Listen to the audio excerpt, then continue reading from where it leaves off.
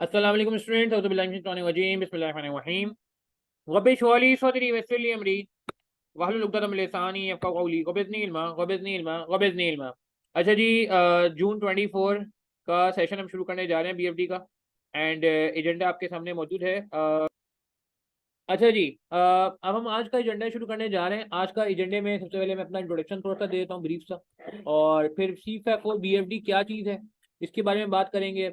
New syllabus versus old syllabus, सिर्फ एक context के लिए, सिर्फ रेफरेंस के लिए कि पुराने सिलेबस में क्या होता था और नए सिलेबस में क्या है। वालेकुम सलाम।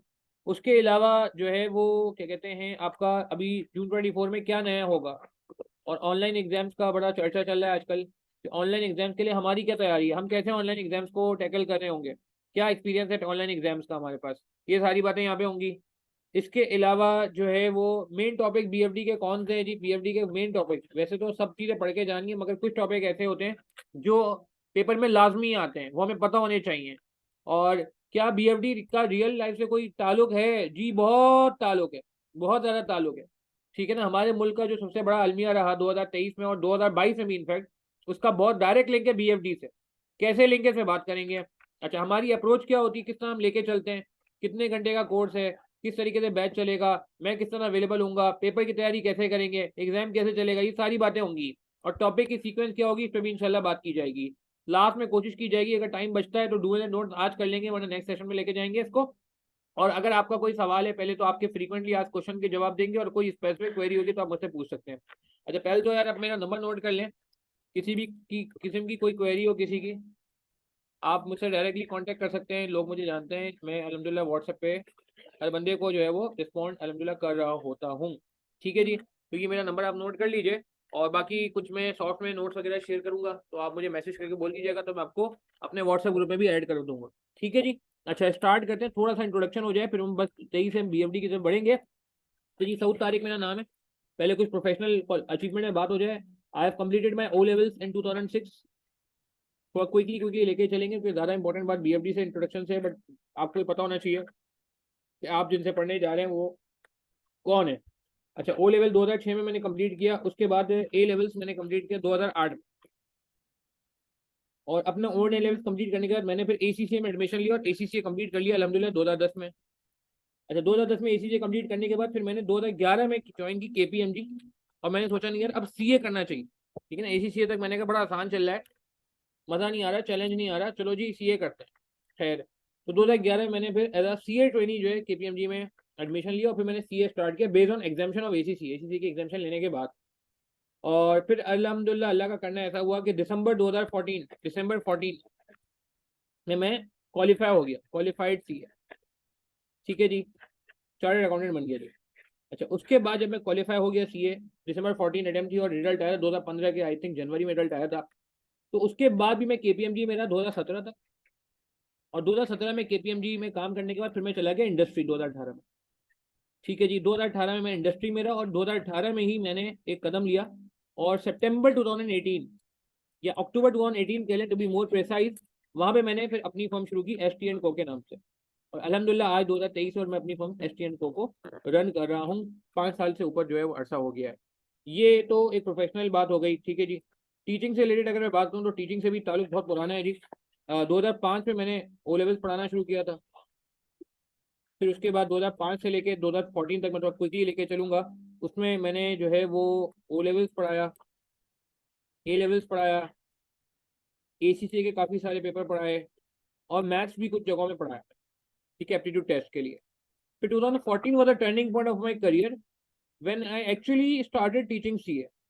और सीए का भी मैंने जो है वो सबसे मुश्किल तरीन पेपर जो उस वक्त का होता था, जो अब अल्लाह को प्यारा हो गया, सीए फाइनल का मॉड्यूल एफ।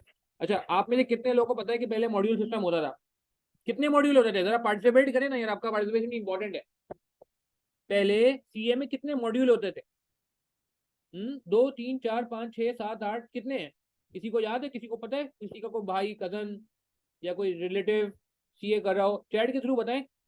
पहले कितने मॉड्यूल होते थे? 6 मॉड्यूल होते थे जी, बिल्कुल जी, ए से एफ होते थे, बिल्कुल सही है। ABCDEF, 6 मॉड्यूल होते थे, और आखिर के 2 मॉड्यूल के साथ आर्टिकलशिप करनी होती थी। तो मॉड्यूल एफ का सबसे मुश्किल पेपर होता था मैनेजमेंट अकाउंटिंग का। वो पेपर मैंने अल्हम्दुलिल्लाह अगस्त 2014 में पढ़ाना शुरू किया। और 2014 से लेके मैंने फिर 2018 तक, जब तक ये पेपर जिंदा रहा, मैं पढ़ाता रहा। अल्लाह का शुक्र है, बहुत बड़ी क्वांटिटी में पढ़ाया। ठीक है जी, मैक बिल्कुल। अच्छा, 2014 में मैंने सीए का मॉड्यूल एफ पढ़ाना शुरू किया, 2015 में मैंने कैफ पढ़ाना शुरू किया, 2016 में मैंने बीएफडी भी पढ़ाना शुरू कर दिया। ठीक है जी, और उसके बाद मुख्तलिफ मुख्तलिफ पेपर पढ़ाते मैंने 2020 में हमने MSA 2 पढ़ाना शुरू कर दिया। ठीक है, 2021 में मैंने CFAP 3 SPM पढ़ाना शुरू कर दिया। तो आज अगर मैं बात करूं तो आज मेरे पोर्टफोलियो में अल्हम्दुलिल्लाह BFD है, CFAP 4। ठीक है जी, इसके अलावा कैफ का एक पेपर होता है, CAF 3C में कॉस्टिंग। कुछ स्टूडेंट मेरे कॉस्टिंग मुझसे पढ़ भी चुके हैं, मैं देख रहा हूँ अभी नजर आ रहे हैं। फिर एक होता है CAF 6 MS पे। ठीक है जी, इसके अलावा ये 3 पेपर में पढ़ाता हूँ 100%। इसके अलावा चौथे पांचवें नंबर पे एक SPM का पेपर होता है, CFAP 3, और एक पेपर होता है MSA 2। ठीक है जी, ये पेपर में ऑलमोस्ट 1/3 पढ़ा। और अल्हम्दुलिल्लाह अल्हम्दुलिल्लाह BFD का पेपर, जिसकी आप क्लास में बैठे हुए हैं, BFD के पेपर की खास बात ये है कि BFD में मेरे 2 स्टूडेंट्स की मेरिट आ चुका है, December 21 एंड December 22 में हमारे स्टूडेंट का जो है मेरिट भी आया है। ठीक है जी, तो ये एक छोटा सा टीचिंग का जो है वो क्या कहते हैं सफ़र है। बचपन से शौक है जी टीचिंग करने का, जो मेरी एज है उससे आधी एज से ज़्यादा में जो है मुझे टीचिंग करते हो गया है जी। और बिल्कुल जी, कैफ 8 आपने पढ़ा है, दैट्स गुड। जब कैफ था, कुछ लोगों ने कैफ लेवल पे, जब कैफ 8 था तब पढ़ा। अच्छा, तो एक बात ध्यान में रखिएगा, क्या जो बात आपको बताई जाएगी ना, वो ऐसा नहीं है कि खाली मैं BFD के एंगल से बता रहा हूँ। आपको मैं बहुत सारी चीज़ें ऐसी भी बता रहा हूँ जो आपको MSA 2 में काम आ रही होगी, क्योंकि MSA 2 कुछ लोग सेल्फ स्टडी कर रहे होते हैं। तो ये है कि आप यहाँ पे इतनी अच्छी बात कर लो, समझ लो, ताकि जब MSA 2 में जाओ तो प्रॉब्लम ना हो, क्योंकि मेरा माइंड ये होता है कि यार आपको BFD के साथ साथ MSA के लिए भी तैयार किया जाए। अच्छा, BFD से रिलेटेड मैं इंट्रोडक्शन पे बात करूंगा। अच्छा, अब मेरा आपसे सवाल है कि यार आपने BFD के बारे में क्या सुना है? ठीक है जी, मैंने अपने बारे में बता दिया जी। आप ठीक है, जिन टीचर से पढ़ रहे हैं उनका पोर्टफोलियो प्रोफाइल आपको पता होना चाहिए। ठीक है, तो आप मुझे बताएं कि आपने BFD के बारे में क्या सुना है। अब हम BFD की बात करने जा रहे हैं। BFD कैसा पेपर है? मैं तो लिख ही दूंगा BFD के बारे में, मगर आपका अपना क्या ख्याल है? आसान है, मुश्किल है, मॉडरेट है, ओपन बुक है? बिल्कुल सही है। टफ सब्जेक्ट है यार? नहीं, मेरे ख्याल से सुफियान इतना टफ तो नहीं है यार। डिफिकल्ट एंड टेक्निकल, उसामा कह रहे हैं। अच्छा, अब्दुल कह रहे हैं मॉडरेट है, इजाज कह रहे हैं टफ है, अब्दुल कह रहे हैं लेंदी है। हाँ, लेंदी है, बिल्कुल मैं मानता हूँ। नॉन कम्प्लीशन ऑफ पेपर जी, महा सही कह रहे हैं, ये आजकल इशू चल रहा है। अमजद अली चांडियो सही कह रहे हैं, डिसीजन मेकिंग होती है इन्वॉल्व, बिल्कुल होती है जी। अली हसन सही कह रहे हैं, कॉन्सेप्चुअल है, very good. Interesting for me personally, Bilal Hasnain कह रहे हैं, बिल्कुल सही बात है जी, मेरे लिए भी बहुत इंटरेस्टिंग है, आपस की बात है। खैर, तो ठीक है जी। अच्छा, अब इन्वेस्टमेंट अपॉर्चुनिटीज होती है, मॉडरेट एंड टेक्निकल होता है, ठीक है। अच्छा, अब मैं अगर बात करूं तो यस, हम पैसे कह सकते हैं कि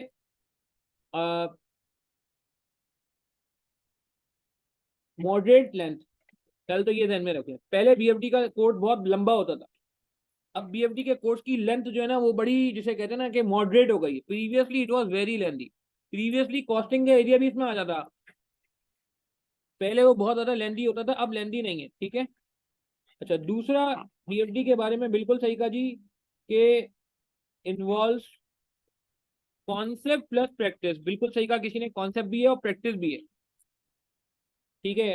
अच्छा, मैं इसको पर्सनली रेट करता हूँ मॉडरेट डिफिकल्टी। मैं बहुत ज्यादा डिफिकल्ट नहीं कहूंगा और मैं बहुत इजी भी नहीं कहूंगा, मैं मॉडरेट कहूंगा। मैं आपको उसका सबूत भी दूंगा, अभी थोड़ी देर में आपको प्रूफ भी दूंगा कि आईकेप भी इसको मॉडरेट कहता है। कैसे कहता है आईकेप, मैं आपको अभी सबूत देता हूँ। ठीक है। अच्छा, इन्वॉल्व मैथ्स एंड इंग्लिश, ये बात बड़ी इंपॉर्टेंट है। ये बात कुछ लोगों को समझ आ जाती है, कुछ लोगों को समझ नहीं आती। इन्वॉल्व मैथमेटिक्स एंड इंग्लिश, तो मैथमेटिक्स और इंग्लिश में अगर हम वीक है तो क्या BFD पास नहीं हो सकता? नहीं, ये बात नहीं है, ये बात नहीं है। अगर मैथ्स और इंग्लिश वीक है तो टेंशन की बात नहीं है, वो फिर जितना मैथ और इंग्लिश चाहिए वो मैं क्लास में आपको सिखा दूंगा।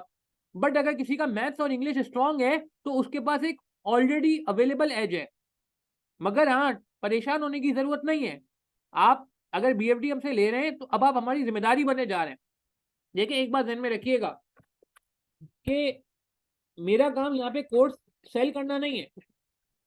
ठीक है, ये हम आपसे एक रिलेशनशिप बनाने जा रहे हैं कि भैया आप अगर हमारे स्टूडेंट बनते हो तो अब हमारे अब आप जिम्मेदारी हो हमारे। तो जब जिम्मेदारी हो तो इसका मतलब ये है कि हमने जितनी भी चीजें जरूरी हैं, चाहे वो मैथ्स चाहिए, इंग्लिश चाहिए, चाहे थ्योरी के लिए राइटिंग स्किल्स चाहिए, चाहे ड्राफ्टिंग चाहिए, चाहे प्रैक्टिस चाहिए, चाहे टेस्ट की थ्रू जो है वो आपका एग्जाम असेसमेंट चाहिए, वो सारा का सारा फिर हमारी जिम्मेदारी हो जाएगा। आपकी क्वेरीज को रिस्पॉन्ड करना हमारी जिम्मेदारी हो जाएगा। मेरी आई डोंट नो आपने मालूम किया नहीं किया, जो आप लोगों को फीडबैक, आप और लोगों से भी फीडबैक लेना। मैं अपने स्टूडेंट्स की क्वेरीज इंडिविजुअली सॉल्व करता हूँ। मैंने कोई असिस्टेंट नहीं रखा। एडमिन रिलेटेड मैटर्स के लिए असिस्टेंट है, क्योंकि वहाँ मेरे इन्वॉल्वमेंट की जरूरत नहीं है। मगर जहाँ टेक्निकल किसी को क्वेरी होती है, किसी को नहीं समझ आता, कोई कैलकुलेशन में मसला होता है, कोई सवाल में मसला होता है, कोई क्वेरी में मसला होता है, तो मैं पर्सनली अवेलेबल होता हूँ कि यार नहीं यार ठीक है, जाहिर सी बात है कि रिलेशनशिप है, आप आगा हमारे साथ। तो अब आपने चूंकि हमसे पढ़ना है, हमसे हमारे लेक्चर लिए, तो भाई क्वेरी भी मैं ही रिजॉल्व करूंगा, इवन तो it's very hectic. But the point is के यार जो मैं बात करने जा रहा हूँ कि आप ये टेंशन नहीं लेना कि यार मैं आपको बोलूंगा यार मैथ सीख के आओ फिर मैं बात करूंगा, इंग्लिश सीख के आओ मैं आपसे बात करूंगा। नहीं नहीं नहीं, जितनी चीजें चाहिए हम इंशाल्लाह क्लास में डिस्कस कर लेंगे। और एक चीज पे मैं बार बार फोकस करूँ कि यार देखें प्लीज, ये just take it as a relationship between student and teacher too, और हमारा ऑब्जेक्टिव बड़ा म्यूचुअल है। The mutual objective is to pass the exam.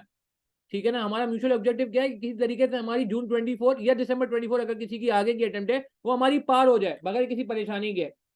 ठीक है जी। अच्छा आगे चले। अब involve mathematics and English. Yes, इसमें अब ये भी हो रहा है कि increase role of theory, Aahista Aahista theory का रोल बढ़ रहा है। क्यों बढ़ रहा है मैं इसकी लॉजिक दूंगा, क्योंकि मैं एमएसए 2 भी पढ़ा रहा हूँ, तो मैं आपसे वहां से लॉजिक दूंगा। अच्छा मुझे इसकी भी लॉजिक देनी है कि मॉडरेट डिफिकल्टी है, ये ज्यादा डिफिकल्ट पेपर नहीं है। कैसे, मैं आपको अभी प्रूव करूंगा। Yes, paper is lengthy, paper बहुत लेंदी आता है। Paper usually very lengthy. Very lengthy का मतलब है कि पेपर में आपको मसला आएगा, टाइम का इशू आएगा। मैं आपको आज पहले दिन बता रहा हूँ, पूरे सेशन ये बात होती रहेगी, आखिरी महीने भी ये बात होती रहेगी, पेपर से एक दिन पहले भी ये बात होती रहेगी। पेपर में जाने से पहले भी मेरा एक मैसेज आएगा जिसमें ये बात लिखी होगी कि भैया टाइम का ख्याल कर लेना, क्योंकि एग्जामिनर नहीं सुधरा, एग्जामिनर लंबा पेपर बना रहे। मैं अपना 214 मैंने बीएफडी पास किया था फर्स्ट अटेम्प्ट में। उस वक्त भी मैंने खुद 80-85 मार्क का बीएफडी अटेम्प्ट किया था। आज भी आप फीडबैक लो, लोग आपको बोलेंगे सर पिछली बार जो पेपर आया था ना, हम 75 का अटेम्प्ट कर पाए, हम 80 का अटेम्प्ट कर पाए, हम 82 का अटेम्प्ट कर पाए। बहुत कोई मिलेगा कोई 85 का अटेम्प्ट कर पाया, बहुत ही इक्का दुक्का कोई मिलेगा जो 90 का अटेम्प्ट कर पाया। ऐसा है नहीं है। पेपर में 10 क्वेश्चन नहीं थे, 5 ही क्वेश्चन थे, वो अलग बात है कि पार्ट्स उसने अलग अलग बोल दिए थे।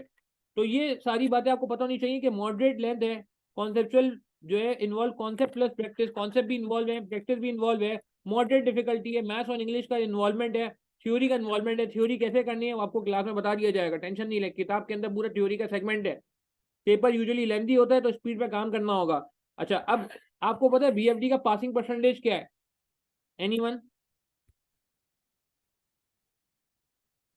बहुत सारे कॉन्सेप्ट इन्वॉल्व हैं जी, बिल्कुल बहुत सारे कॉन्सेप्ट इन्वॉल्व है, क्लास में करा दिए जाएंगे। प्रैक्टिस भी करनी है, खाली कॉन्सेप्ट पे काम करके जाएंगे तो मसला हो जाएगा। हाँ भाई, पासिंग परसेंटेज में अगर बीएफडी का बताऊं,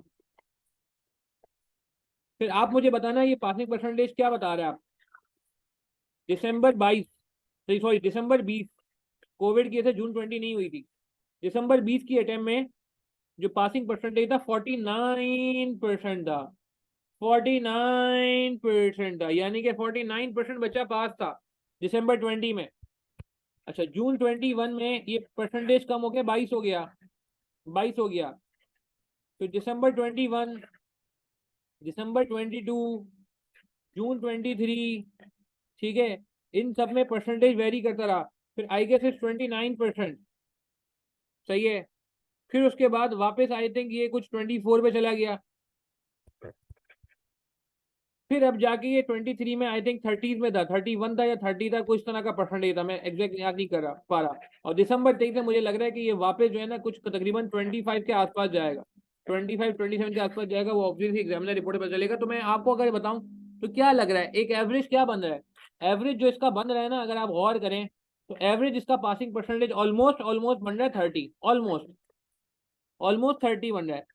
ठीक है, ऑब्वियसली 30 से ज्यादा भी हुआ है, कुछ जगहों में 49 तक भी गए रेयर में, सही है। मगर क्या है कि कुछ जगहों में वो भी गया, तो 27-30 आप इतना लगा लें। अच्छा मेरे हिसाब से 30% पासिंग परसेंटेज क्या कहते हैं आप, अच्छा है बुरा है?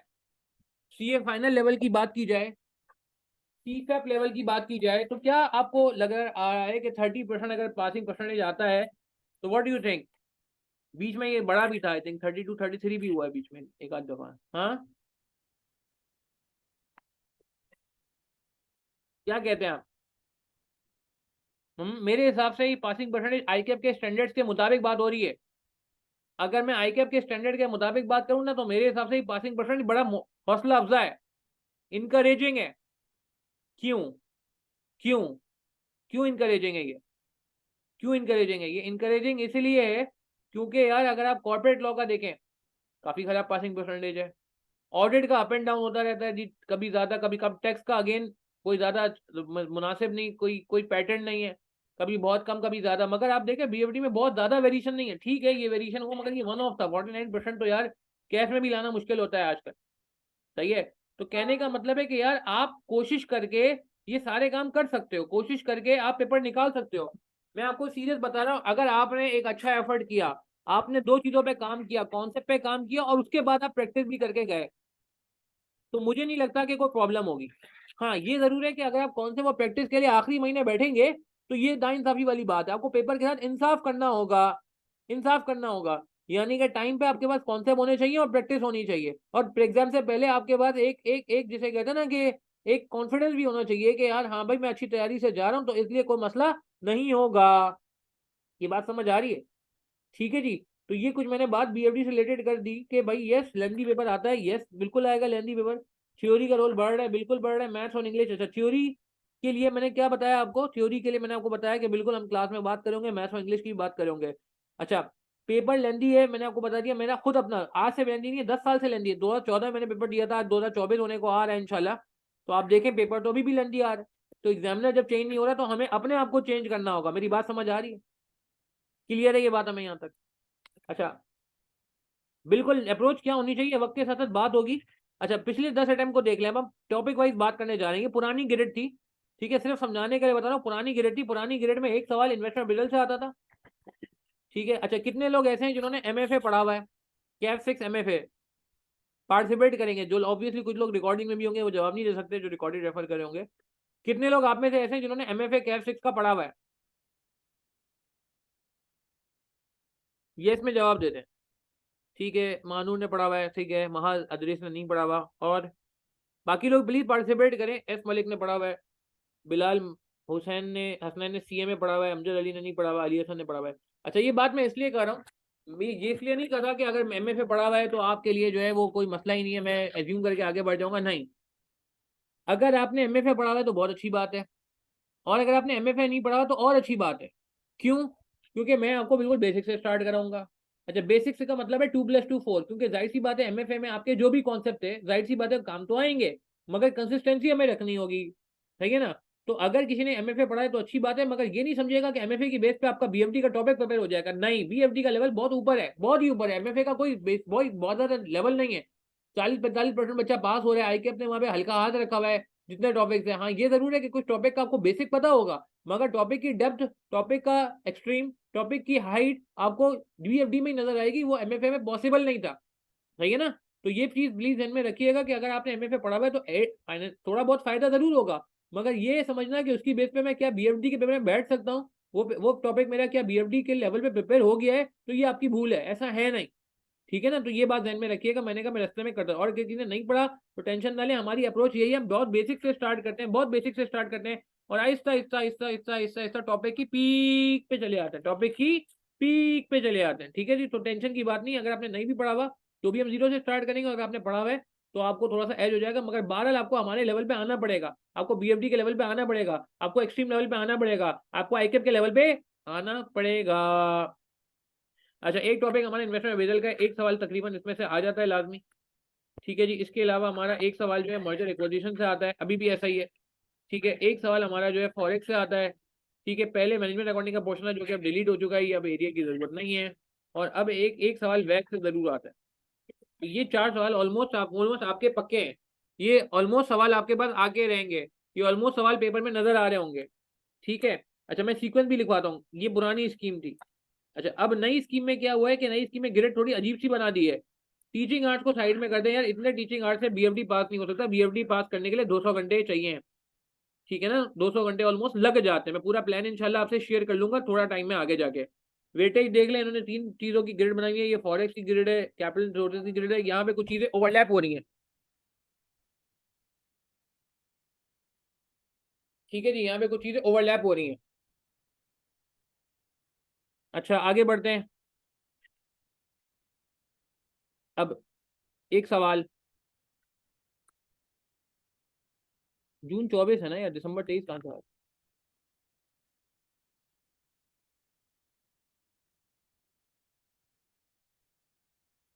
जी हाँ, यहाँ जून 24 लिखा है, आई थिंक टाइपो एरर हो गया। अच्छा अब एक सवाल, दिसंबर 23 का पेपर मेरे नज़दीक मुश्किल नहीं था। दिसंबर 23 का पेपर मेरे नज़दीक जो है वो क्या कहते हैं उसे, वो था, लेंदी था। मुश्किल नहीं कहना चाहिए, लेंदी था, क्योंकि मुझे किसी स्टूडेंट ने ये, मतलब मैंने ऑब्वियसली आपसे कहा था स्टूडेंट से बड़ा क्लोज हूँ अलहमदिल्ला, तो फीडबैक बिल्कुल मिलता रहता है। तो ये जरूर स्टूडेंट ने कहा कि सर मेरा 10 मार्क का छूट गया, मेरा 14 मार्क का छूट गया, मेरा 20 मार्क का छूट गया। मगर जब मैंने पूछा क्या छूटा, तो ऐसा नहीं है कि सबका एक ही चीज छूटी हो। किसी का 1 का कोई पार्ट छूट गया, किसी का 2 का पार्ट छूट गया, किसी का 3 का पार्ट छूट गया, किसी का 4 का और किसी का 5 का। यानी कि पेपर में कोई चीज ऐसी नहीं थी जो किसी को ना आती हो। सिर्फ और सिर्फ फीडबैक ये था कि सर आधा घंटा और मिलता या 20-25 मिनट और मिलते तो कहानी को चेंज हो जाती। तो कहने का मतलब है कि शिकायत जो थी ना वो टाइम की थी। यस मैं मानता हूँ, मैंने देखा पेपर मेरे हिसाब से भी काफी लेंदी था। मगर बहरहाल बहरहाल आज पहले दिन जब ये बात हो रही है, अच्छा एक सवाल है, पेपर लेंदी आ रहा है, क्या हाल है इसका? एग्जामिनर के पास जाएं, इल्तिजा करें, दरखास्त लेके जाएं, एग्जामिनर साहब काइंडली रहम फरमा दें, रहम की अपील कर रहे हैं हम आपसे। ये तो हल नहीं है। क्या हाल है? अगर पेपर लेंदी आ रहा है तो being a professional what I should do? क्या करना चाहिए हमें, बताएं, थोड़ा सोचे ना। बिल्कुल सही कहा इस मलिक आपने, प्रैक्टिस करिए। आपने कभी देखा है वो, ये यूसेन बोल्ट का नाम सुना है आपने? यूसेन बोल्ट का, कौन है ये बंदा यूसेन बोल्ट? ट्रेंट बोल्ट नहीं, वो तो न्यूजीलैंड का बॉलर है। यूसेन बोल्ट कौन है? मैं नाम शायद प्रोनाउंस गलत कर रहा हूँ, स्पेल गलत कर रहा हूँ। हाँ जानते हैं आप लोग, बोल्ट को जानते हैं, वो वाला बोल्ट है नहीं, न्यूजीलैंड का बॉलर। ठीक है, ट्रेंट बोल्ट की बात नहीं कर रहा, बिल्कुल एथलीट है जी, बिल्कुल रनर है, बिल्कुल सही कहा आपने सुफियान, सही कहा आपने बिल्कुल। एमन सही कह रहे हैं Sufiyan, Olympic champion, world fastest person है ना, जमाइका का रनर है, बिल्कुल जी, जमाइका का बंदा, बिल्कुल सही कहा रसलान आपने। अब मैं वही बताना चाह रहा हूँ, अगर इस पे मैं बात कर रहा हूँ, आई कैप इससे क्या चाहता है, मे बी शायद मेरी थॉट काम आ जाए। तो बोर्ड से किसी ने पूछा कि यार आप क्या करते हो, आप इतना तेज कैसे भागने लगे? आपने क्या कोई बैटरी लगा ली है, ओसाका बैटरी लगा ली, क्या किया है आपने भाई? क्या आप इतना तेज भागने लगते हैं, दूसरे लोग पीछे रह जाते हैं यार आपसे? तो उसने कहा मैंने प्रैक्टिस की है। क्या कहा उसने? उसने कहा प्रैक्टिस की है भाई मैंने कुछ नहीं किया, खुदा ना खास्ता कोई ड्रग श्रग नहीं लिया। उसने कहा भाई मैंने प्रैक्टिस की है। तो ये प्रैक्टिस करते हैं रनर, पता है कि भाग के अपना टाइम चेक करते हैं, स्टॉप वॉच में इनके पास होता है कितने मिनट कितने सेकंड में इन्होंने पूरा लैप कंप्लीट किया, लैप समझते हैं, पूरा चक्कर कंप्लीट किया। ठीक है, तो कहने का मतलब है कि यार आपको भी ऐसे प्रैक्टिस करनी पड़ेगी। ठीक है ना? हाँ वो अलग बात है कि भाई चलो आपने प्रैक्टिस पे फोकस कर दिया और कॉन्सेप्ट नहीं है, तो वो भी गड़बड़ है। आपको पहले कॉन्सेप्ट पक्का करना है, पहली प्रायोरिटी है सही करना, दूसरी प्रायोरिटी टाइम पे करना। अनफॉर्चुनेटली होता क्या है कि स्टूडेंट जब कम टाइम लेता है किसी पेपर को, तो वो पहली प्रायोरिटी में ही रहता है, कहता है बस सही हो जाए, जितना हो सही हो जाए। ये प्लान बी होना चाहिए हमारा, प्लान ए ये होना चाहिए कि नहीं यार पहली प्रायोरिटी सही करना, दूसरी प्रायोरिटी है टाइम पे करना। ठीक है, तो इस पे भी बिल्कुल आपको पहले दिन ध्यान में बिठाना होगा कि नहीं यार मेरी स्पीड अगर स्लो है तो मैं स्पीड तेज करूँ। स्पीड तेज करने के तरीके क्या है वो मैं आपको सेशन के दौरान बता दूंगा।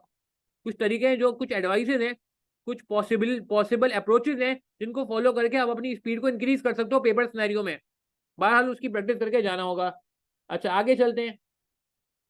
ये बात आपने बिल्कुल सही की, वहाँ के लेट सेटिंग हो रही है, कल्चर भी जो है फर्म का ऐसा है। इस पर मैं बात करूंगा कि भाई इस पर थोड़ा सा ना आप लोगों को भी एडेमेंट होना पड़ेगा। एडेमेंट समझते हैं? एडेमेंट समझते हैं, थोड़ा सा आपको स्ट्रिक होना पड़ेगा, थोड़ा सा खुद भी। ठीक है, कैसे वो बात करते हैं, ऑब्वियसली कोई लड़ाई झगड़ा नहीं करना आपने, सही है, मैं इस पे बात करूंगा। अच्छा जून जून 24, बहुत सारे लोग जो है वो ये बात सोच रहे हैं कि सर सॉफ्टवेयर पे पेपर होगा तो हमारा क्या होगा? कोई टेंशन की बात नहीं है यार, अगर सॉफ्टवेयर पेपर होता है तो। आपको पता है MS2 ऑलरेडी जून 23 में सॉफ्टवेयर बेस्ड हो गया। ठीक है, और आपको पता है मैं MS2 भी पढ़ाता हूँ। अच्छा MS2 जब सॉफ्टवेयर बेस्ड हुआ था, तो we were the first people अलहमदिल्ला कि हमने जो है ना सॉफ्टवेयर को पहले से एक्सप्लोर करना शुरू कर दिया था, इनफैक्ट प्रैक्टिस करानी शुरू कर दी थी। तो MS2 में सॉफ्टवेयर जब इम्प्लीमेंट हुआ था तो क्या हुआ था, वो सारी इन एंड आउट हमें पता है। अच्छा BFD से रिलेटेड भी अगर आप देखेंगे ना, मैं आपको शेयर कर दूंगा लिंक, अगर आप मेरे ग्रुप पे है तो मैं आपको लिंक शेयर कर दूंगा। मैंने BFD के अंदर भी ऑलरेडी काफी प्रैक्टिस सॉफ्टवेयर में कराई हुई है। अच्छा एक चीज तो मैं क्लियर कर दूं पहले, तो बहुत इंपॉर्टेंट। अच्छा पेपर अगर हमें सॉफ्टवेयर, अच्छा पहले ही कंफर्म भी नहीं है कि दिसंबर जून 24 में आई कैप जो है सॉफ्टवेयर पे जा रहा है नहीं जा रहा है, ये भी कंफर्म नहीं है अभी। वैसे तो प्लान यही है, बट जाहिर है I think we should also have some final announcement. कुछ टाइम में ही फाइनल अनाउंसमेंट आ भी जाएगी कि यार आया जून 24 में ही कर रहे हो या 6 महीने आप आगे और दे रहे हो, ठीक है। बट चले 2 मिनट के लिए मान लेते हैं प्रीवियस अनाउंसमेंट की बेसिस पे कि जून 24 सॉफ्टवेयर पे हो रही है। पहले तो एक सवाल ध्यान में आता है, आपसे मैं सवाल करना चाहूंगा, हम जो रजिस्टर बनाते हैं मैनुअल रजिस्टर, रिटर्न रजिस्टर, क्या उसकी जरूरत है या उसको हम अब स्क्रैप कर दें और अब हम सारा का सारा काम सॉफ्टवेयर पे करें, क्या कहते हैं एक्सेल पे करें? क्या रिटर्न रजिस्टर को रखने की जरूरत है? अगर 2 मिनट के लिए मान लेते हैं हाँ भाई हमारी अटेम्प्ट जो है जून 24 है उसमें सॉफ्टवेयर आ रहे हैं, क्या रिटर्न रजिस्टर को हम हटा दें? May be Bilal Husnain, yes may be possible, but अभी फिलहाल मैं कुछ और सवाल कर रहा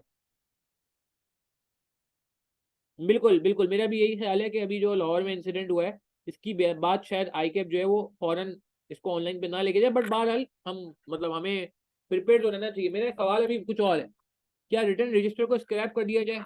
क्या रिटर्न रजिस्टर को खत्म कर दिया जाए? क्या रिटर्न रजिस्टर को ऑब्सोलीट कर दिया जाए? क्या रिटर्न रजिस्टर को हम जो है वो ना बनाएं? क्या कहते हैं? अच्छा, मुझसे आप एडवाइस सुन लें, मैं आपके सामने मैंने आपको अपना इंट्रोडक्शन भी दिया। देखें, मैं आपको सीरियस बता रहा हूँ, आप माने या ना माने ये आपकी आपकी मर्जी। हम चाहे जितने स्मार्ट हो, हम चाहे जितने स्मार्ट हो, हम आज भी इतने स्मार्ट नहीं है कि हमने जो वीडियो देखी वो अपने जहन में बिठा लें। मैं पर्सनली समझता हूँ रिटर्न रजिस्टर को आपने बनाना होगा, बिल्कुल बनाना होगा। आप रिटर्न रजिस्टर को नहीं छोड़ सकते। इसके पीछे मेरे मेरे पास दो लॉजिक्स हैं। पहली लॉजिक ये है कि यार देखो सॉफ्टवेयर पे पेपर हो रहा है ना, तो सॉफ्टवेयर पे सिर्फ प्रैक्टिस करनी है, कुछ टाइम की प्रैक्टिस है, वो कुछ टाइम की प्रैक्टिस मैं आपको करा दूंगा और मैंने ऑलरेडी कुछ प्रैक्टिस करवा भी दी आपकी आसानी के लिए, मैं बता रहा हूँ।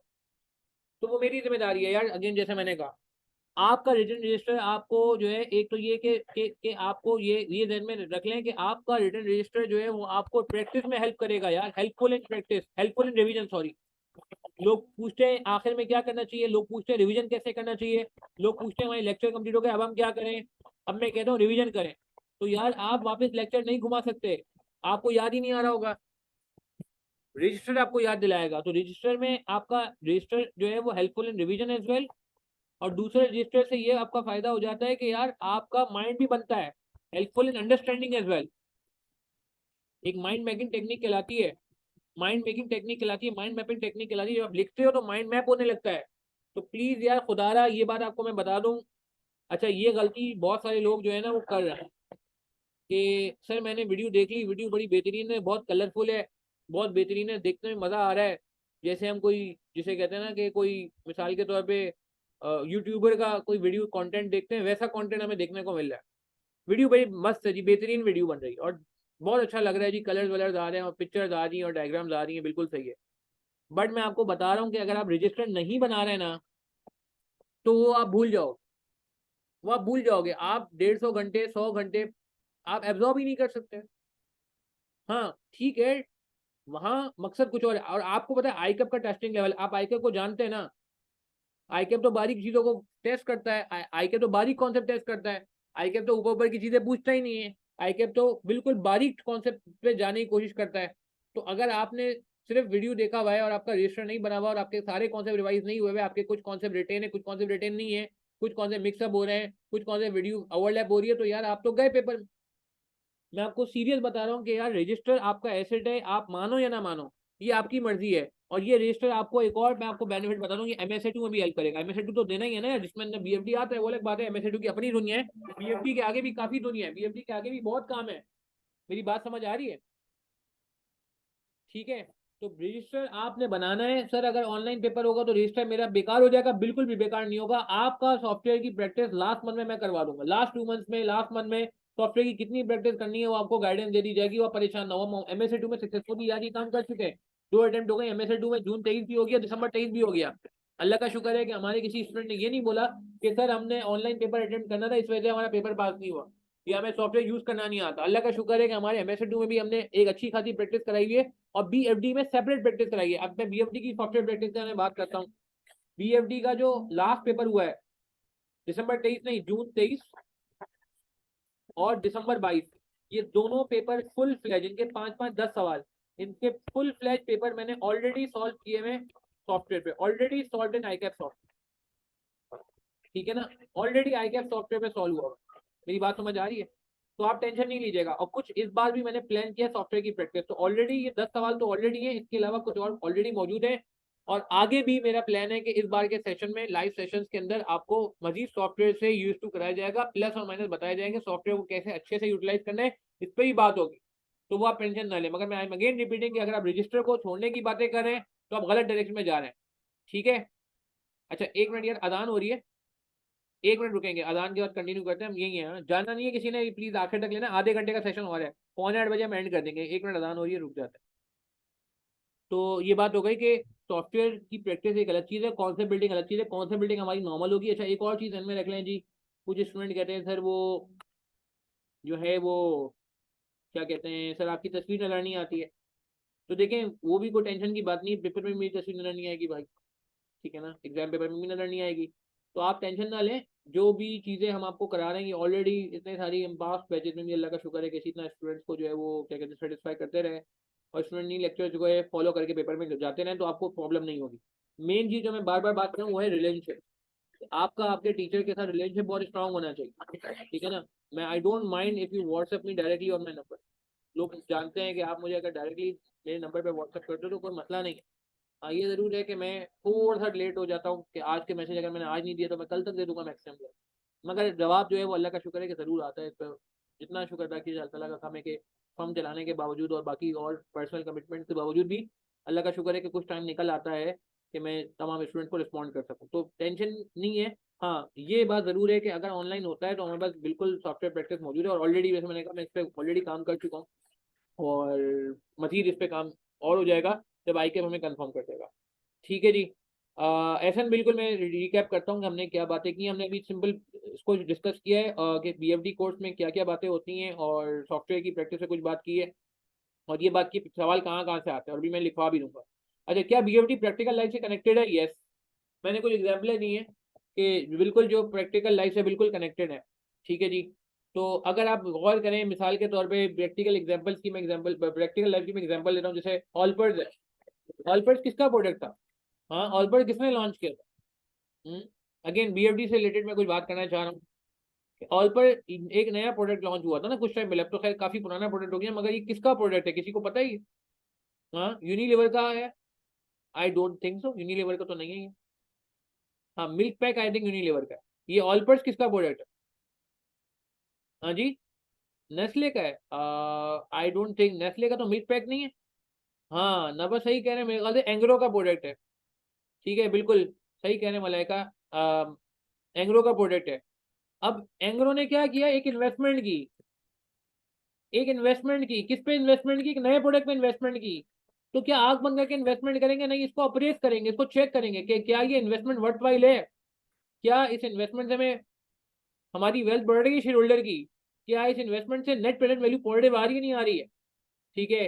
तो ये अगेन एक एक एक बीएफडी का कॉन्टेक्ट आ गया कि भाई जब भी कोई नया एसेट लेंगे, कोई इन्वेस्टमेंट करेंगे, कोई प्रोडक्ट लॉन्च करेंगे, तो पहले इवेल्युएट करेंगे, पहले अप्रेस करेंगे, पहले उसकी असेसमेंट की जाएगी, जिसको हम जिसकी टेक्निक्स हैं, जो अभी थोड़ी आज तो नहीं, सैटरडे वाली क्लास में शुरू हो जाएगा, वो सैटरडे वाले लाइव सेशन में शुरू भी कर देंगे। इसी तरह आपको पता है किया ने नई गाड़ी लॉन्च की, अगेन इसके पीछे क्या है? अच्छा गाड़ी में भी एक और बड़ा मजेदार टॉपिक है, हमारे मुल्क में गाड़ी कब रिप्लेस होती है? हम्म नहीं नहीं नहीं नहीं, ऐसा नहीं है। अलमीन नाम है आपका मेरे ख्याल से, या अहमद नाम है, अलमीन नाम है सॉरी। बिल्कुल फरीडे में पास कर सकते हैं, हमारे पास काफी स्टूडेंट है, मैंने आपको बताया हमारे पास तो बल्कि अल्लाह का शुक्र मेरिट होल्डर स्टूडेंट भी थे। दिसंबर 22 और दिसंबर 21 में तो बच्चों का मेरिट भी आया।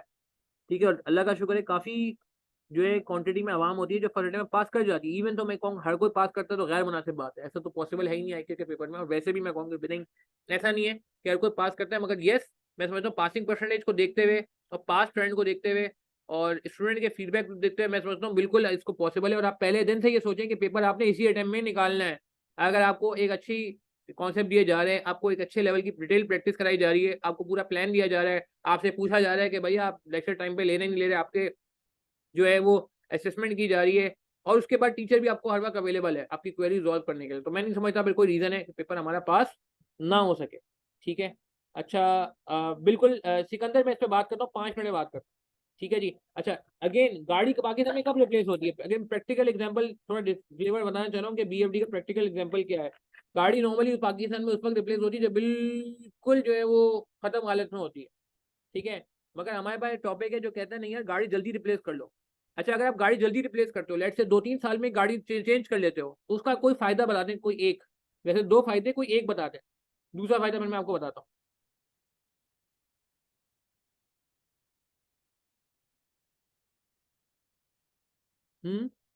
अगर आप गाड़ी 2-3 साल में रिप्लेस कर लेते हो, जल्दी रिप्लेस कर लेते हो, तो उसका फायदा क्या है? ये चलो और आसान कर लेते हैं, मोबाइल फोन पे रख लेते हैं। एक बंदे ने आपको बोला मोबाइल फोन जल्दी जल्दी रिप्लेस कर लो, तो भाई एक फायदा ये होता है, अगर आप एसेट। हाँ बिल्कुल सही कहा आके मुमताज, बिल्कुल सही कहा। और कोई ट्राई करे? सुफियान, ये भी अच्छी बात है। फाइनेंशियल बताओ, ये तो नॉन फाइनेंशियल बताया। अरसलान बिल्कुल सही कहा आपने। आके मुमताज, ये भी आपने नॉन फाइनेंशियल बताया, फाइनेंशियल बताएं। फाइनेंशियल एडवांटेज क्या है? हम्म। तो फाइनेंशियल ये है कि एक तो इसकी रीसेल अच्छी मिल जाएगी ना यार, क्या ख्याल है? भाई अगर 2-3 साल बाद गाड़ी बेचोगे तो उसकी वैल्यू अच्छी मिलेगी ना। आप बिल्कुल ही कचरा करके बेचोगे 10 साल बाद, 15 साल बाद, तो क्या वैल्यू मिलेगी? तो अगर आप गाड़ी जल्दी रिप्लेस करते हो तो उसका एडवांटेज क्या है? उसका एडवांटेज ये है कि रीसेल अच्छी मिल जाती है। दूसरा फायदा क्या है? दूसरा फायदा ये है कि मेंटेनेंस भी कम आती है। जाहिर सी बात है, आप नई नई गाड़ी रखोगे तो मेंटेनेंस की कॉस्ट इतनी नहीं आएगी। मगर एक नुकसान क्या है? नुकसान ये है कि नई गाड़ी खरीदने के लिए सर पैसे बहुत चाहिए। इतने ज्यादा पैसे मैं कहाँ से लाऊं? ठीक है, गाड़ी महंगी बिक जाएगी, मगर नई गाड़ी आएगी तो और महंगी। तो ये एक डिसीजन होता है एसेट रिप्लेसमेंट का। हमारा पूरा टॉपिक है बीएफडी का, जिसमें इवेल्युएट किया जाता है कि एसेट को जल्दी रिप्लेस कर लें या देर से रिप्लेस करें। जल्दी रिप्लेस करने के कुछ फायदे हैं, जल्दी रिप्लेस करने का कुछ नुकसान है। तो ये टॉपिक है। फिर टैक्सेस, अगेन टैक्सेस का प्रैक्टिकली प्रोजेक्ट पे क्या रोल है? आपने सुना है कॉर्पोरेट टैक्स, आपने सुना है एडवांस टैक्स, आपने सुना है टर्नओवर टैक्स, आपने सुना है सेल टैक्स। ये सारे टैक्सेस प्रैक्टिकली एक साथ एक ही वक्त में एक ही सिनेरियो में एक ही सवाल में अप्लाई होते हैं, तो क्या होता है ये बीएफडी में देखेंगे। आपने प्रोजेक्ट लगाया, प्लांट लगाया, तो प्लांट में जाहिर सी बात है आपको प्रॉफिट पे टैक्स देना पड़ेगा। कुछ एडवांस टैक्स भी हो सकता है, कुछ क्वार्टरली एडवांस टैक्स भी होता है, कुछ टर्नओवर टैक्स भी होता है, कुछ सेल टैक्स भी होता है। ये सारे टैक्सेस आपको एक ही सिनेरियो में अप्लाई करने का बड़ा प्यारा मौका मिलेगा। सर ये तो टैक्स का पेपर है? नहीं, टैक्स का पेपर नहीं है, इन्वेस्टमेंट अपॉर्चुनिटी पे जो टैक्स की इम्प्लीकेशन है ये आनी चाहिए। फिर इसी इतना पता नहीं, आपको पता नहीं पता, एक होती है डबल टैक्स ट्रीटी। सुना है आपने double tax treaty? Double tax treaty ये होती है कि अगर एक जगह आपने टैक्स पे कर दिया तो फिर होम कंट्री में टैक्स नहीं पे करना पड़ता, और अगर डबल टैक्स ट्रीटी पे नहीं होती है तो फिर दोनों जगह टैक्स पे करना पड़ता है। तो इसका भी रोल हमारे सिलेबस में है। अगेन देखिए कितना प्रैक्टिकल है। सही है। अच्छा, इसके अलावा आपने देखा है स्टॉक मार्केट। स्टॉक मार्केट में कभी क्रैश हो रही थी, आजकल स्टॉक मार्केट अच्छी हो गई है। तो स्टॉक मार्केट के जो प्लस और माइनस है, इसका क्या रोल है? किस कंपनी के शेयर को बेचा जाए, किस कंपनी के शेयर को खरीदा जाए, ये बातें भी हम आपको सिखाएंगे। पूरा सवाल आएगा बीओडी में कि 10 शेयर्स आपने लिए हुए हैं, 10 शेयर्स का पोर्टफोलियो आपके पास है, इसमें से कौन सी कंपनी के शेयर रखे जाएं और कौन सी कंपनी के शेयर को बेच दिया जाए, पूरा डिसीजन किया जाएगा। सारी चीजें बताई जाएंगी, प्रैक्टिकली भी कनेक्ट किया जाएगा और कैलकुलेशन से भी कनेक्ट किया जाएगा, ये सारा बीएफडी में है। फिर जब पैसे चाहिए होते हैं तो पैसे कहाँ से आते हैं? पैसे दो जगह से आते हैं, या तो आप अपने घर से पैसे लगाते हो इक्विटी, या आप बाहर से उधार लेते हो डेट। तो डेट बेहतर है या इक्विटी बेहतर है? डेट बेहतर है या इक्विटी बेहतर है? डेट के अपने फायदे हैं, डेट के अपने नुकसान है, इक्विटी के अपने फायदे हैं, इक्विटी के अपने नुकसान है। ये भी हमारे कोर्स में अगेन बहुत प्रैक्टिकल। फिर एक और मसला भी आता है कि यार आपने सुना है कि हमारे मुल्क में इंटरेस्ट रेट बढ़े जा रहा है। अच्छा, काइबोर का रेट, व्हाट इज काइबोर? क्या होता है काइबोर? हाँ, काइबोर क्या होता है? जल्दी जल्दी बताएं, ये पार्टिसिपेट नहीं करेंगे तो मजा नहीं आएगा। काइबोर क्या होता है? Karachi inter bank offer rate. हाँ, किस चीज का रेट है ये? हाँ, किस चीज का रेट है ये? डॉलर का रेट है? नहीं भाई, ये सूद का रेट है, सूद का रेट है। अच्छा, काइबोर हमारे मुल्क में है, बाहर के मुल्क में लाइबोर है। हमारे मुल्क में काइबोर है, बाहर के मुल्क में लाइबोर है। लाइबोर में एल कहाँ आता है? What is L? काइबोर में कराची था ना, कि बाहर वालों में एल है। तो लाइबोर किस चीज का है? हाँ, हाँ बिल्कुल सही कहा आपने। लांडी का नहीं है भाई ये, लाड़काना का नहीं है। ओ भाई क्या बातें कर रहे हो यार नहीं नहीं भाई, ये लाड़काना का, ये लांडी का नहीं है। ये जो है लाहौर का भी नहीं है, ये है लंदन का। बिल्कुल बिल्कुल ठीक है जी। तो लंदन, तो अब कहने का मतलब है कि आप, अच्छा आप काइबोर की वेबसाइट पे जाएं तो आपको नजर आएगा स्टेट बैंक की वेबसाइट पे कि 1 ईयर काइबोर का रेट कुछ और है, और 1 मंथ काइबोर का रेट कुछ और है, और 10 ईयर काइबोर का रेट कुछ और है। जैसे जैसे ईयर बढ़ता रहेगा काइबोर का रेट बढ़ता रहेगा।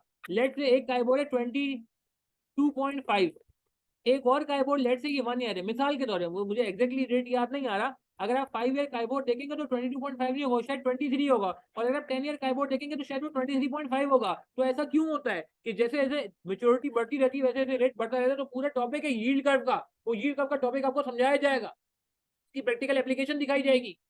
ठीक है, फिर एक पोर्टफोलियो होता है, इसको मैं कहता हूँ portfolio, brief case, portfolio of shares.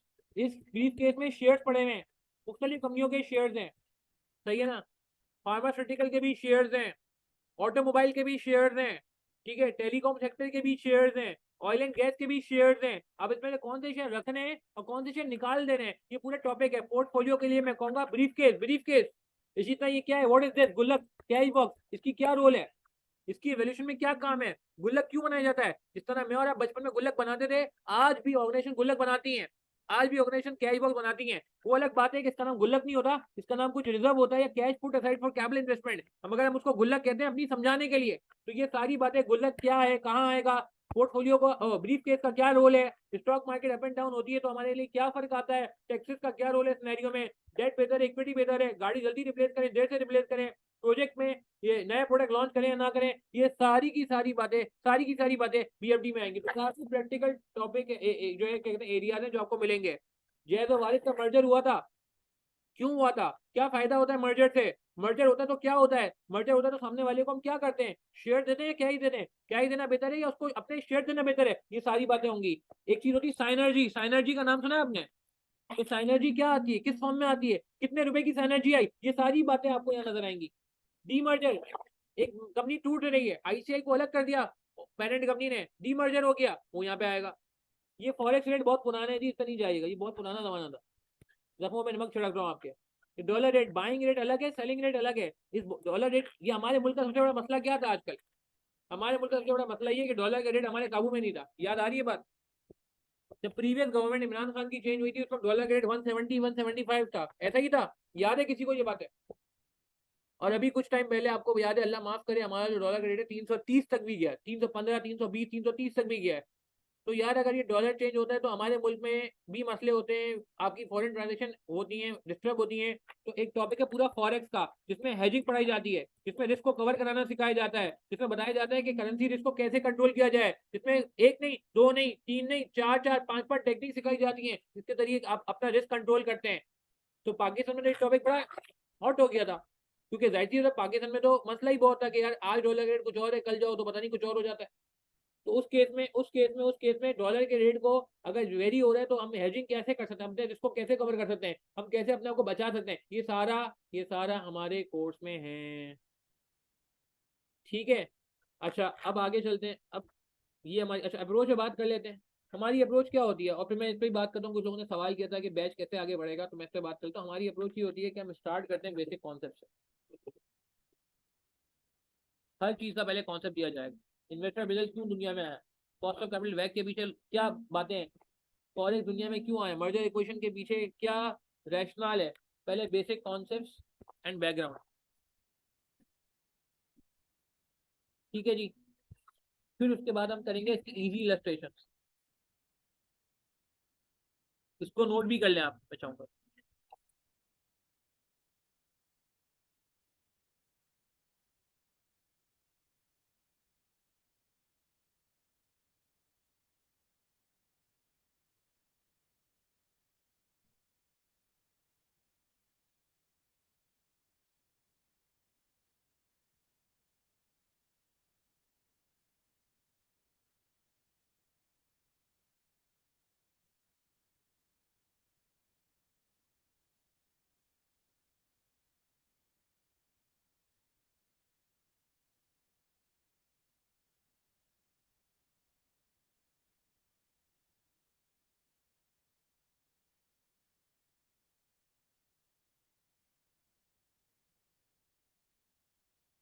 एक मिनट को नोट करें।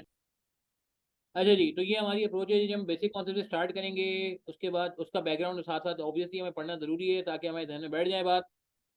इसके बाद जो है बिल्कुल मैं तस्नीम इसमें बात करता हूँ, क्लासेस का मॉडल क्या होगा, इजी इलस्ट्रेशन सॉल्व कराई जाएंगी, सिमेट्री और कॉन्सेप्ट, क्वालिटी प्रैक्टिस क्वेश्चन होंगे एसीसीए के, आईसीएमए के, आईसीडब्ल्यू के, और कुछ मेरे अपने क्वेश्चन भी हैं ऑब्वियसली। फिर आई के पास से पढ़ोगे टिल मोस्ट डिफिकल्ट, कोशिश की जाएगी कि डिफिकल्ट तरीन सवालों को भी क्लास में कराया जाए। यही सारी बातें ऑलरेडी हमारी किताब में अल्हम्दुलिल्लाह हमारी डेडिकेशन की किताब है, ऑलरेडी ये सारी बातें इसी तरीके से, इसी डायरेक्शन में, इसी सीक्वेंस में ऑलरेडी मौजूद है। हमारी जो बीएफडी की बुक है, जब बीएफडी की जो बुक है ये आपको पता है कि हम पेपर में ले जा सकते हैं। बीएफडी ओपन बुक है, ओपन बुक का मतलब 3 बुक ले जा सकते हैं, तो उसमें एक बुक जो है अगर आप हमसे पढ़ रहे हैं तो बिल्कुल हमारी किताब होनी चाहिए। ठीक है, दूसरी जो किताब है वो आईके का स्टडी टेक्स्ट होना चाहिए, कैसे यूज करना है, क्या इस्तेमाल हो सकता है, वो हम बिल्कुल डिस्कस करेंगे। और तीसरी किताब आपकी मर्जी की है, अगर आप एसीसीए का बैकग्राउंड रखते हैं तो आप एसीसी की किताब ले जाएं, अदरवाइज 2 किताबों से भी काम हो जाता है। जरूरी नहीं है कि कहीं 3 ही लेके जानी होगी वरना पेपर में बैठना ही देगा, ऐसा नहीं। आप 2 भी ले जाएं, आपको मतलब, क्योंकि वहाँ ये भी एक इंपॉर्टेंट पॉइंट है कि टाइम लिमिटेड होता है, तो आपका इतना टाइम होता भी नहीं है कि आप फालतू जो है किताब में जो है वो सर्च करने में टाइम ज़ाया करें। ये भी एक बात की जाएगी कि बैक फायर हो जाता है कभी कभार ज़्यादा बुक ले जाने से। खैर, अच्छा, इसके बाद 3 काम और करने होते हैं जो नहीं करते बच्चे, जो नहीं करते स्टूडेंट्स। एक तो यार ये होता है कि आपको ये सुन लें, ये बड़े इंपॉर्टेंट काम है, मैं आखिर तक बात करता रहूँ। फिर आपको करना चाहिए revision, regular revision. Regular revision का मतलब ये नहीं है कि आपने आखिर में रिवीजन करना है, आखिर में तो रिवीजन हर बंदे ने करना है, आखिर में तो रिवीजन हो जाता है। Regular revision, give test. अगर कोई टेस्ट रखे जा रहे हैं तो यार प्लीज टेस्ट को सीरियस लें। हमेशा ऐसा होता है कि हम जो है वो टेस्ट, जब सीबी होता है तो भी बुक्स अलाउ होती हैं, ये आपका सवाल है अमजद अली, बहुत वैलिड सवाल है। सीबी में भी बुक्स अलाउ होती है क्योंकि एमएसए टू सीबी है, एमएसए टू सीबी है, मगर उसमें लोग लेके जाते हैं हमारी किताब, फिजिकल किताब, हार्ड किताब लेके जाते हैं, बिल्कुल लेके जाते हैं। तो बिल्कुल आईकेप अलाउ करता है, वो अलग बात है। आईकेप ने अभी टेक्स्ट और लॉ में नहीं अलाउ किया, बेयर एक्ट वगैरह, मगर एमएसए टू एमएसए वन में जो है बच्चा बिल्कुल फिजिकल क्लास जो हार्ड में किताब है वो लेके जाता है, कोई मसला नहीं है। तो मैं उम्मीद करूँ कि आईकेप में अगर बीएफटी का पेपर भी ऑनलाइन हो जाता है इसी अटेम्प्ट में, जून 24 में या आगे किसी अटेम्प्ट में, तो आईकेप फिजिकल बुक अलाउ करेगा इंशाल्लाह, ऐसी बात नहीं है कि नहीं करेगा, ठीक है ना, तो टेंशन की बात नहीं। लॉ में नहीं था बिल्कुल, मगर ये एमएसए टू में एमएसए वन में अलाउ है, तो इसलिए मुझे उम्मीद है यहाँ भी अलाउ किया जाएगा, ठीक है ना। लॉ और टेक्स्ट में वो अलग डायनेमिक्स थे, यहाँ पे डायनेमिक्स बिल्कुल अलग है ना, इस वजह से। अच्छा, एक और काम लास्ट में जो मैं कहता हूँ करना चाहिए, वालेकुम सलाम, मैंने बुक से रिलेटेड ये मैंने रिपीट किया है कि बुक से रिलेटेड आप 3 बुक्स लेके जाएंगे। एक तो आप बीएफडी की किताब हमारी लेके जाएंगे, अगर आप हमसे पढ़ रहे हैं तो आप हमारी किताब लेके जाएंगे। तो एसटी एकेडमी की जो बीएफडी की बुक है, हमारी अपनी बुक है अल्हम्दुलिल्लाह, बहुत बेहतरीन बुक है, तो उसमें ये सारी चीजें कवर्ड है। एक बुक आपकी वो होनी चाहिए, एक आपका स्टडी टेक्स्ट होना चाहिए आईकेएस को, तीसरी किताब आपकी मर्जी की है, वो मैं ओपन छोड़ रहा हूँ। और ना भी लेके जाए तो कोई मसला नहीं, 2 किताबें भी इनफ हो सकती है, जरूरी नहीं है कि 3 लेके जाए, ये मैंने बात की थी। अच्छा, लास्ट में ये कि solve yearly papers, solve attempt wise papers. यार ये बात आप आज ध्यान में बिठा लें कि आपको अटेम्प्ट वाइज पेपर करना है। एक अटेम्प्ट वाइज पेपर करने का बहुत बड़ा फायदा ये है कि आपको 3 घंटे 15 मिनट में परफॉर्म कैसे करना है इसका आइडिया हो जाता है। अभी आपने सुना ना, बहुत सारे लोगों को शिकायत हुई कि पेपर पूरा नहीं हुआ। आप पूछेंगे ना, फीडबैक लेंगे, बहुत सारे स्टूडेंट्स वो कहेंगे कि हमने एक दफा बैठ के 3 घंटे 15 मिनट का पेपर एग्जाम इन्वायरमेंट टाइप का सॉल्व नहीं किया था पहले। तो इसकी वजह से क्या हुआ कि जब पहली बार आपको 3 घंटे 15 मिनट बैठना पड़ा, तो वहां पे चीजें उतने अच्छे से मैनेज नहीं हो सकी जितने अच्छे से हो सकती थी। ये एक मैं बता रहा हूँ आपको परसेप्शन है, ये आप चेक कर लीजिएगा, आप काफी लोगों से फीडबैक लीजिएगा। तो मैं आपको आज कह रहा हूँ कि यार आप अटेम्प्ट वाइज पेपर कम से कम 3 से 5 सॉल्व करके जाओ, ठीक है ना, 3 से 5 लेके जाओ, ताकि ये कि आपको पता हो, ठीक है जी। अच्छा, क्लासेस के बारे में बात कर लेते हैं, हमारी क्लास क्या होगी, अप्रोच में ही बात कर लेते हैं। अच्छा, क्लासेस का सिनेरियो ये कि हम पर 2 ऑप्शन है, प्लीज ये बात समझ लें, बहुत इंपॉर्टेंट है, हम 5 मिनट में वाइंड अप कर रहे हैं। हमारे पास 2 ऑप्शन, एक ऑप्शन ये है कि आप चाहें तो जिसे हम ऑप्शन 1 कहते हैं कि पूरा का पूरा कोर्स एक साथ ही एक्सेस कर लें, एक 100% एक्सेस ऑफ फुल कोर्स। अच्छा, इसमें जो अपडेशन होगी जाहिर सी बात है, कोई मैं सॉफ्टवेयर पे एक्स्ट्रा प्रैक्टिस करा रहा हूँ, कोई रिसेंट टाइम का सवाल करा रहा हूँ, तो जो अपडेशन है वो रिकॉर्ड वो अलग से जो है ना, इसी में पोर्टल में अलग से लास्ट में आ रही होगी, updation will be uploaded separately. ऐसा नहीं है कि अपडेशन इसमें नहीं आएगी, आएगी, मगर वो बाद में अपलोड होगी। अच्छा, एक है ऑप्शन 1, जिसके पास टाइम है, जो पेपर जो समझता है 5 से 6 लेक्चर से ज्यादा वो हर हफ्ते देख सकता है, रोजाना एक लेक्चर देख सकता है, अभी फर्म में लोड नहीं है। अभी आपको पता है आहिस्ता आहिस्ता जो है वो क्लाइंट शुरू हो रहे होते हैं, क्लाइंट अभी 31 दिसंबर के बाद, जनवरी के मिड के बाद से लोड पकड़ रहे हैं, तो आपने कहा नहीं यार वहां तक का टाइम यूटिलाइज कर देता हूं, तो आप ऑप्शन 1 ले लो, पूरा कोर्स का एक्सेस ले लो। ऑप्शन 2 थोड़ा डिफरेंट है। ऑप्शन 2 में इस तरह है कि आपके पास जो है ना वो वीकली क्लासेस अपलोड होंगी, वीकली 5 to 6 लेक्चर्स, ठीक है जी, 5 to 6 लेक्चर वीकली होंगे, उसमें से 1 से 2 लाइव क्लास होंगी और बाकी रिकॉर्डेड होगा, रेस्ट रिकॉर्डेड होगा। अच्छा सर, रिकॉर्डेड है तो क्या मतलब, पुराना रिकॉर्डेड है? हाँ, नॉन अपडेटेड है। नहीं नहीं नहीं नहीं नहीं नहीं, नॉन अपडेटेड नहीं है, नॉन अपडेटेड, ये बिल्कुल अपडेटेड है। और अच्छी बात अल्हम्दुलिल्लाह हमारे सेशन की है, ये इंटरेक्टिव लाइव क्लासेस के रिकॉर्डिंग है। जैसे आज आपकी इंटरेक्टिव क्लास ही, आज इतना इंटरेक्शन पॉसिबल नहीं हो सका क्योंकि बहुत सारी बातें मुझे ही बतानी थी। मगर जब आप डेमो, अच्छा डेमो अलाउ है एक चीज़ और भाई, कोई मसला नहीं है, आप आराम से डेमो में बोले, ठीक है ना, हफ्ता 10 दिन तक कोई इशू नहीं है, demos are allowed, no issues at all, ठीक है, आप डेमो ले सकते हैं। व्हाट्सअप ग्रुप जो मैंने बताया था ना, आप मुझे मैसेज कर देना अगर कोई व्हाट्सअप ग्रुप में नहीं है, इस नंबर पे, तो व्हाट्सअप ग्रुप पे मैं आपको ऐड करवा दूंगा। तो इस पे जो है ना, क्या कहते हैं, व्हाट्सअप ग्रुप पे ऑलरेडी सारे लिंक्स वगैरह आ रहे होंगे, वो कोई मसला नहीं है। तो क्या, हाँ, बुक वगैरह जो है वो हमारी फ्री ऑफ कॉस्ट होती है, बुक की हम कोई पैसे चार्ज नहीं करते। वो ये कि जो बुक है वो आपको उस वक्त मिलती है जब आप इनरोल हो जाते हो प्रॉपर ना, ठीक है, पोर्टल वोटल का एक्सेस भी आपको उसी वक्त मिलता है। बाकी आपको ये लेक्चर की रिकॉर्डिंग वगैरह वो मिलती रहेगी इस ग्रुप में, आप मुझे मैसेज कर देना अगर आप ग्रुप में नहीं हो हमारे। खैर, तो इसमें ये कि लाइव होंगी। अच्छा, लाइव में ये नहीं होगा कि मैं क्वेरीज कराऊंगा, क्वेरीज के लिए तो मैंने आपको बताया ना मैं इंडिविजुअली अवेलेबल हूँ। क्वेरीज तो आप मुझे इनबॉक्स कर रहे हो, क्वेरीज के लिए तो कोई असिस्टेंट भी नहीं रखा हुआ मैंने, क्वेरीज तो 1-on-1 चल रही है अलहमदुल्ला अभी तक, तो क्वेरीज का तो इशू है ही नहीं। हाँ, लाइव क्लासेस में ये होगा, वही उसी को आगे बढ़ाया जाएगा, उसी का कोई अच्छा सवाल, उसी की कोई सॉफ्टवेयर की प्रैक्टिस, उसी का कोई एडवांस वर्जन या कोई टॉपिक का स्टार्ट वो करा दिया जाएगा।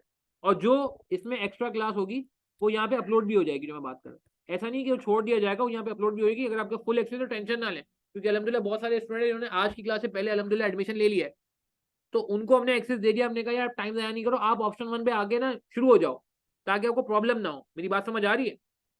तो अदरवाइज मैं समझता हूँ, अच्छा, अब किसके लिए ऑप्शन 1 अच्छा है, किसके लिए ऑप्शन 2 अच्छा है? जो हम सब समझता है कि वीक में 5 से 6 लेक्चर ही मैं कर सकता हूँ और सर के साथ साथ रहना चाहता हूँ और हर वीक के हिसाब से चलना चाहता हूँ, उसके लिए ऑप्शन 2 बेहतर है। कोई कहता है कि नहीं मुझे आगे का पता नहीं है, मेरे पास आज तो बहुत टाइम है, आगे पता नहीं ज़्यादा टाइम हो या कम टाइम हो, उसके लिए ऑप्शन 1 बेहतर है। वो कहेगा कि यार मैं आज ही अपने लेक्चर ले लेता हूँ, ठीक है, और फिर उसके बाद जो है ना मैं अपने हिसाब से चीज़ों को स्पीड करने की कोशिश करता हूँ। तो ये आपके ऊपर है, ठीक है, बिल्कुल। इसमें जो रिकॉर्डेड है वो प्रीवियस बैच का है, लाइव है वो करंट है। अच्छा, एक चीज़ मैं और क्लियर कर दूँ, देखिए यार, एक दो तरह के लेक्चर होते हैं। एक लेक्चर वो होता है कि मैं चाहता तो मैं डायरेक्ट, अच्छा, ये लेक्चर्स के बारे में बता रहा हूँ, जो ये जो आपको रिकॉर्डेड लेक्चर प्रोवाइड किए जा रहे हैं, इन रिकॉर्डेड लेक्चर के पीछे बड़ी एफर्ट है। ये रिकॉर्डेड लेक्चर आइसोलेशन में बैठ के मैंने नहीं बनाया, ये रिकॉर्डेड लेक्चर मैंने आइसोलेशन में बैठ के नहीं बनाया। इन रिकॉर्डेड लेक्चर के पीछे जो थीम है वो ये है कि यार ये लाइव क्लासेस की रिकॉर्डिंग, यानी कि जो इंटरेक्टिव लाइव क्लासेस पास में हुई हैं, ये उनकी रिकॉर्डिंग। अच्छा, उन लाइव क्लासेस में एक बहुत बड़ा एडवांटेज जो मुझे हुआ ना, बहुत बड़ा एडवांटेज, वो ये हुआ कि उस वक्त जो लाइव क्लासेस होती थी ना, अभी तो लाइव क्लासेस में आप देख रहे हैं ज्यादा लोग नहीं है, आज भी इंट्रोडक्शन क्लास की ज्यादा लोग नहीं है, सही है, ज्यादातर लोग रिकॉर्डेड पे चले गए अल्हम्दुलिल्लाह। काफी सारी आवाम ऐसी है जो मैंने बताया ना, आज की डेट से पहले अल्लाह का शुक्र है कि उन्होंने एडमिशन करा लिए और वो अपने हिसाब से लेक्चर वगैरह देख रहे हैं। मगर पहले ऐसा नहीं होता था, पहले ऐसा होता था लोग लाइव क्लास में आते थे जब कोविड था या कोविड के बाद था, और उसके बाद भी काफी अर्से तक। तो इंटरेक्टिव लाइव क्लासेस में जो ऑडियंस आती थी वो फिर सवाल जवाब भी करती थी। तो जब ज्यादा लोग आते थे क्लास में तो ज्यादा सवाल करते थे, तो बहुत ज्यादा चांसेस हैं कि आपके जहन में जो सवाल उभर रहा होगा वो ऑलरेडी उस रिकॉर्डिंग में किसी ने पूछ लिया होगा। और जो कि मैं हर बंदे का सवाल लाइव सेशन में भी एड्रेस कर रहा होता हूँ सवाल, तो उसमें एड्रेस भी हो गया। तो उसमें आपको फायदा क्या है कि आपकी अक्सर क्वेरी जो है वो आपकी लेक्चर के दौरान ही रिजॉल्व हो गई होगी। हाँ, जो बची कुछ क्वेरीज है उसके लिए मैंने आपको बता दिया कि यार उसके लिए आप बिल्कुल परेशान नहीं होंगे, उसके लिए आप और लोगों से भी फीडबैक ले सकते हैं कि भैया ऐसा नहीं है कि अभी सेशन शुरू हुआ है तो मैं ऐसी बातें कर रहा हूँ कि जी व्हाट्सअप करो मैं जवाब दूंगा। अल्हम्दुलिल्लाह पेपर वाले दिन तक भी जो है वो मैं अवेलेबल रहता हूँ। और जिसे कहते हैं ना कि एक, जैसे मुझे खुद सुकून नहीं आता कि जब तक मैं इंटरेक्ट नहीं कर लूँ स्टूडेंट के साथ।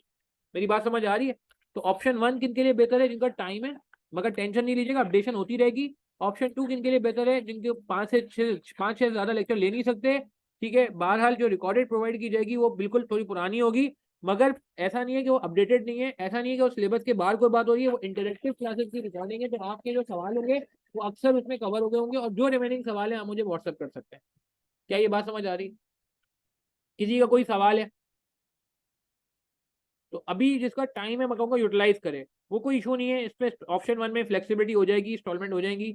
और अगर किसी का जेन्युइन फाइनेंशियल इशू है तो कोई मसला नहीं है, हम फाइनेंशियल इशूज को कैटर कर रहे होते हैं, कोई ऐसा मसला नहीं है। अगर किसी का जेन्युइन फाइनेंशियल इशू हो तो वो इस नंबर पर रब्ता कर सकता है, अगर फाइनेंशियल इशूज है तो फिर हम इसको देख लें। बाकी अगर ऑप्शन 1 में कोई इंस्टॉलमेंट कराना चाहे, वैसे ऑप्शन 1 में इंस्टॉलमेंट नहीं थी, बट इंस्टॉलमेंट अगर कोई करना चाहे तो कोई मसला नहीं, हम फ्लेक्सिबल हैं, इसमें आपको जो है वो एडवांटेज मिल जाएगा, कोई मसला नहीं। थ्योरी का रेशियो जो है वो इस पर पूरा में डॉक्यूमेंट बना हुआ है थ्योरी का, अभी टाइम कम है, मैं आपको दिखाता। उसमें थ्योरी वेरिएबल है, कभी 20 मार्क की भी आ रही है, कभी 35 मार्क की भी आ रही है, कभी 30 मार्क की भी आ रही है, कभी 15 मार्क की भी आ रही है।